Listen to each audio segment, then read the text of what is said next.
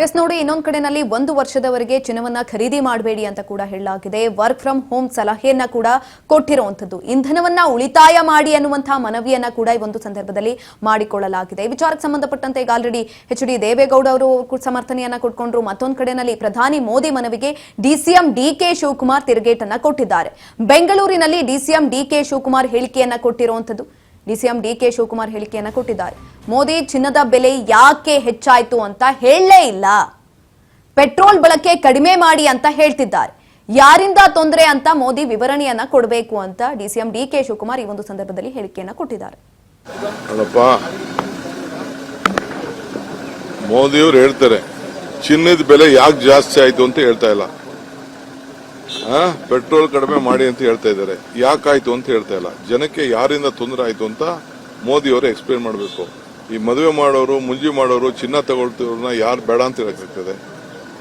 So ನೀವು ಜನರಿಗೆ ಏನು ಒಂದು ಸಲಹೆ ಏನ್ ಬೇಕಾದ್ರೂ ಕೊಡ್ತೀರಿ. ಹಿಂದೆ ಕೋವಿಡ್ ಬಂದಾಗ ದೀಪ ಹಚ್ಚಿ ಅಂದ್ರಿ, ದೀಪ ಹಚ್ಚೋ, ಚಪ್ಪಾಳೆ ತಟ್ಟಿ ಅಂದ್ರೆ ಚಪ್ಪಾಳೆ ತಟ್ಟೋ, ಏನಾದ್ರು ನಿಂತ್ಕೋತಾ? ಏನು ನಿಂತ್ಕೋತಿಲ್ಲ. ಒಂದು ಪ್ರಾಕ್ಟಿಕಲ್ ಇರಬೇಕು. ಯಾರು ಇದನ್ನ ಪಾಪ ಜೀವನದಲ್ಲಿ ಮದುವೆ ಆಯ್ತಾರೆ, ಚಿನ್ನ ಇದನ್ನ ತಾಲಿ ಕಟ್ಕೊಳ್ಳೋರು, ಒಂದ್ ಸರ ಮಾಡ್ಕೊಳ್ಳೋರ್ನ ನಾವು ಬೇಡನಕ್ಕಾಗ್ತದ? ಸೊ ಅದೆಲ್ಲ ಮಾಡಕ್ಕಾಗಲ್ಲ. ಅವರ ಬದುಕಿನಲ್ಲಿ ಕಷ್ಟನೋ ಸುಖನೋ ಸಾಲನೋ ಸೋಲನೋ ಮಾಡಿ ಅವ್ರ ಜೀವನದಲ್ಲಿ ಅವರು ಮಾಡ್ತಾರೆ.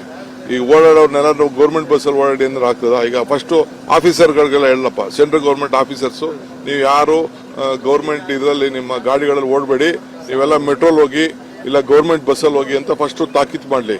ಅವ್ರ ಮಂತ್ರಿಗಳಿಗೆ ತಾಕೀತ್ ಮಾಡ್ಲಿ, ಸೆಂಟ್ರಲ್ ಮಿನಿಸ್ಟರ್ ತಾಕೀತ್ ಮಾಡ್ಲಿ, ಅವ್ರ ಸರ್ಕಾರ ಇರೋಂತ ಎಲ್ಲ ಮಂತ್ರಿಗಳಂತ ಅವರು ತಾಕೀತ್ ಮಾಡ್ಲಿ. ನೀವು ಯಾರು ಇನ್ಮೇಲೆ ಪೆಟ್ರೋಲ್ ಗಾಡಿಲಿ ಹೋಗ್ಬೇಡಿ, ನೀವೆಲ್ಲ ಗೌರ್ಮೆಂಟ್ ಬಸ್ಸಲ್ಲಿ ಹೋಗಿ, ನೀವೆಲ್ಲ ಮೆಟ್ರೋಲ್ ಹೋಗಿ, ನೀವೆಲ್ಲ ಟ್ರೈನಲ್ಲಿ ಹೋಗಿ ಅಂತ ಫಸ್ಟ್ ಅವ್ರಿಗೆಲ್ಲ ಹೇಳಿ. ಫಸ್ಟ್ ನಾನ್ ನಡ್ಕೋಬೇಕು, ಆಮೇಲೆ ನಾವು ಬೇರೆ ಸಾಮಾನ್ಯ ಜನ ಕೇಳಬೇಕು. ನನಗೆ ಐಷಾರಾಮಿ ಕಾರ್ ಇಟ್ಕೊಬಿಟ್ಟು ನಾನು ಮಾತ್ರ ಓಡಾಡೋದು, ಸಾಮಾನ್ಯ ಜನ ಓಡಾಡೋದು ಅದೆಲ್ಲ ಆಗಿ ಹೋಗ್ತದೆ.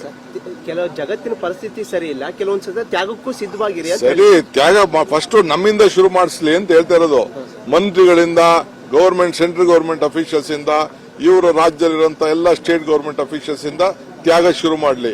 ಅವ್ರ ಕಾರ್ಯಕರ್ತರಿಂದ ತ್ಯಾಗ ಶುರು ಮಾಡಲಿ, ಲೀಡರ್ಗಳಿಂದ ತ್ಯಾಗ ಶುರು ಮಾಡಲಿ, MLA ಗಳಿಂದ ತ್ಯಾಗ ಶುರು ಮಾಡಲಿ, ಆಮೇಲೆ ಬೇರೆಯವರು.